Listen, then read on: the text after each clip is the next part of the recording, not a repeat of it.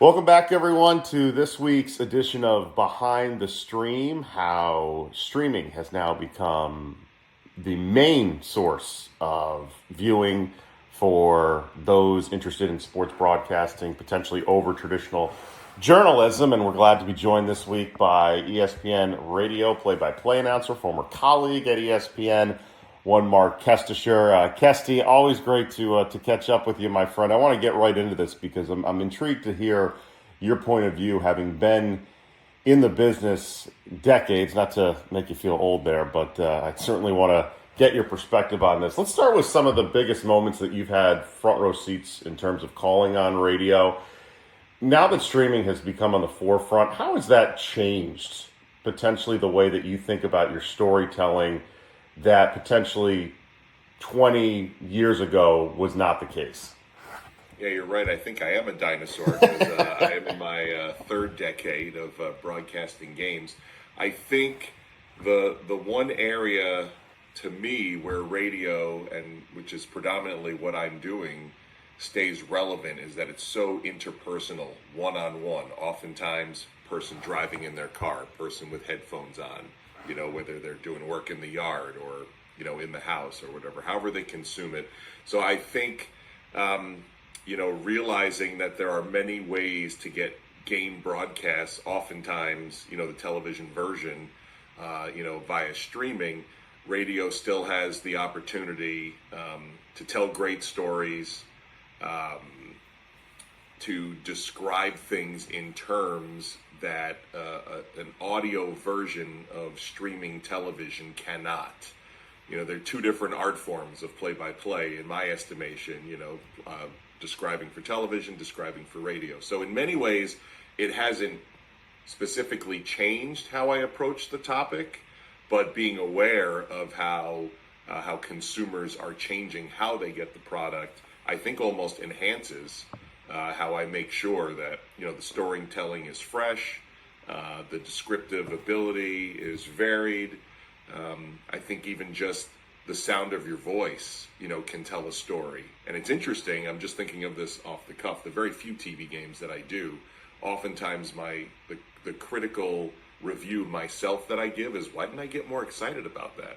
And I think in theory it is, the television pictures are telling the story, and I always feel like the announcer should kind of step back, where in radio, you are it.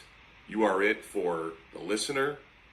You may have a lot of blind people listening, that they obviously have never watched a television broadcast. So oftentimes how you convey the play-by-play message can be just as descriptive as any word you can come up. So I think it's kind of kicked me in the butt a little bit to make sure I'm doing all that at a higher level. Well, you used a word there that I want to emphasize, and it was enhancing, right? And we talk about streaming platforms, how it emphasizes personalization, alternate feeds, and having worked at ESPN with you, between 2010 and 2020, what comes to mind is the simulcast, right, of when ESPN does the college football championship. And there's the channels where you have only the visiting radio side, the home radio side. So in terms of that, where do you see radio still being able to thrive in a niche version of that? Or would you compare it to maybe it's just still best as a shared mass audience experience? I probably lean toward it's best to traditional, but I think there is a valid point, to look at what television is doing, especially my company where, I stay with the traditional broadcast, but I think I'm a dinosaur, as I said, so it's hard for me to venture in other areas. But, some people just want to hear a couple of, former MVP quarterbacks, I'm speaking of the Manning brothers, have guests on and talk and break down football. Others like the film room of the national championship, where you have coaches that are breaking down all the tape that they're watching, and you can find that incredibly interesting. Some people just like the all 22 broadcast, which is a high angle camera high atop the stadium, and then they put our radio broadcast underneath it, for more description. So I think radio could be more inventive in that area. I don't know if it works as well without the pictures. I think you could have, it's almost like just having a talk show companion And in many ways, our talk programming, let's say on, Super Bowl Sunday, which just passed, I'm sure that during those hours, the Super Bowl was being broadcast. And many times I have, and I'm sure you have as well, have been on an update shift during a major event. And you're thinking, who the heck is listening to these 3 hours when everyone on the entire planet is watching this game?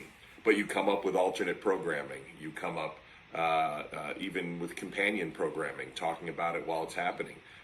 Who of us were not on their, phone, scrolling through Twitter X, during games just to see what people were saying about it or add your own opinion to it. So I think there are ways to take all those new technologies and kind of boil them into an audio product. But again, being the dinosaur I am, I want the immediacy of the game when it's happening, the storytelling, time score, etc. Yeah, I'm with you there. Those are always the tough days, the major events where we're broadcasting the event and you're wondering what kind of angle can I bring that is different.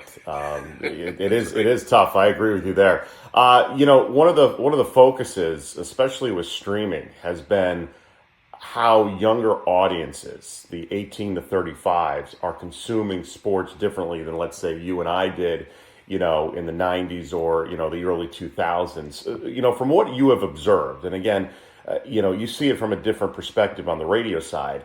How does radio then remain relevant for younger fans? And then what does it need to do? I know this is a two-part question, but what does it need to do to keep them better engaged moving forward? Yeah, no, it's a great question because there's no doubt how people are consuming sports and the devices with which they can do it have completely changed. And I recognize that. And I don't even know if younger people, I don't want to throw them all in a bucket and say 100% of young people don't even watch games anymore because I watch, my own grown child, and you have two young children who someday you can see how things change. But I don't think my daughter's ever going to buy cable television. I don't even know if, she's not a sports fan, but, putting it in sports terms, a lot of times what folks like now is to talk about it, to get hyped for the event, and then when the game starts, I don't even know if they're watching. And if they're watching, it's highlights. And if it's highlights, it's not even on a traditional platform where the game is being held. It might just be, someone who's put a string of highlights together. So I think that's our challenge is how do we get young people interested in the games? But for those that are, I think to your question, I think especially in the audio department, I think it comes from, parents who are, radio listeners who might bring the child into the car or whatever and just say, hey, this is a different way you can hear a game. I know how I fell in love with it because the immediacy of the event, and again, times have changed because when I was growing up, let's just say Major League Baseball, not every game was on television. That's a hard concept to remember even for us. And imagine coming up in this world where you can be a San Diego Padres fan in the middle of Connecticut and watch every game if you have extra innings on TV. And so there was a time when your own local team, you couldn't see it. And so every night I would listen to the hometown announcer and I was so drawn in. It was like this friend of mine. And I might have, listened to this person for 162 times over a year times 20 years. And I was convinced, Papa Joe on the microphone was my uncle. So I don't think we're ever going to have that connection. But I think if you can make that connection, I don't think they're going to find it by accident. They may, but not in the masses that we need. So I think there is some hand down. And, hopefully, that will be an entree into the audio department. But it's a challenge. It's a big challenge. And I think recognizing that challenge and not just doing the same old thing and thinking different ways out of the box to make it interesting is utmost importance. Yeah, I remember when Sirius XM was really pushing hard and how it was. You can go to specific channels and you can listen to the home feed of, Major League Baseball, your team, or you can listen to NBA, or you want to be a PGA Tour radio announcer, you want to listen to PGA Tour radio. And then now, talking to the students that I teach at Quinnipiac, many of them don't even use the radio function anymore. They use YouTube TV on their phone and it's Bluetooth right to their car. So I see that as another challenge. I want to leave you with this though, Kesty, from your perspective. You're someone that has seen the growth of radio, of how the industry has changed over many years. If you go and look in your crystal ball and you want to look ahead 5 to 10 years, what do you think is going to matter more for play-by-play announcers? Is it going to be mastering all this new technology that constantly is being updated, or is it the crux and the foundation pillars of just understanding and mastering what we like to call the timeless storytelling fundamentals? Like everything, it's always a combination of the two. And as I get older, I realize I don't know the ways of technology like I used to. I was always at the forefront, and then you're like a step behind. And now I feel like I'm 5 steps behind in that I couldn't even generate like a preview tweet the other day before a Knicks Lakers game because I was so busy doing my other stuff. I'm like, oh, I never let my 5 followers know that I'm going to be on this game. So I think it is very important, and I recognize that with the students you're teaching and the young professional broadcasters that are already out there. They're kind of forced to have to know all the new technology because the workforce has slimmed in our departments where, I'm meeting people that have never had somebody edit their own video or somebody, running even just basic functions of behind the scenes television. You got to do it all yourself. You got to lug your camera, you got to set it up, you got to shoot it, you got to edit it, and then you have to be on the air to actually broadcast it. So I think even in radio, you have to know how do I reach out to listeners? Is it, dropping a link with your followers that you've cultivated and they can get instantaneous audio, wherever they are on any device that they are in. But I do think at the same time that you have to have the same strength that 100+ years of radio broadcasting has brought, and those are the nuts and bolts. You can't forget about that. You can't be, the best at technology and bringing the eyeballs and the eardrums, but not deliver the goods of what's going on, descriptively, storytelling, immediacy, etc. So I do think it's a combination of both. But I do think broadcasters of my age do have to stay up on things because, I feel sometimes guys are running laps around me. And I'm like, how are you calling a game?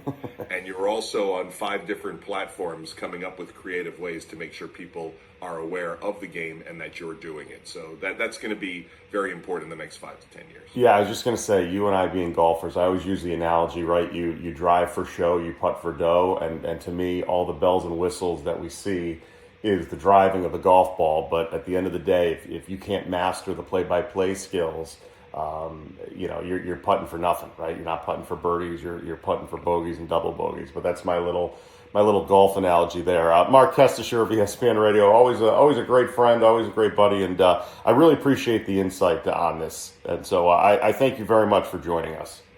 Rick, always good to be on with you, and next time I'll buy breakfast. Thank you. I look forward to that, my friend.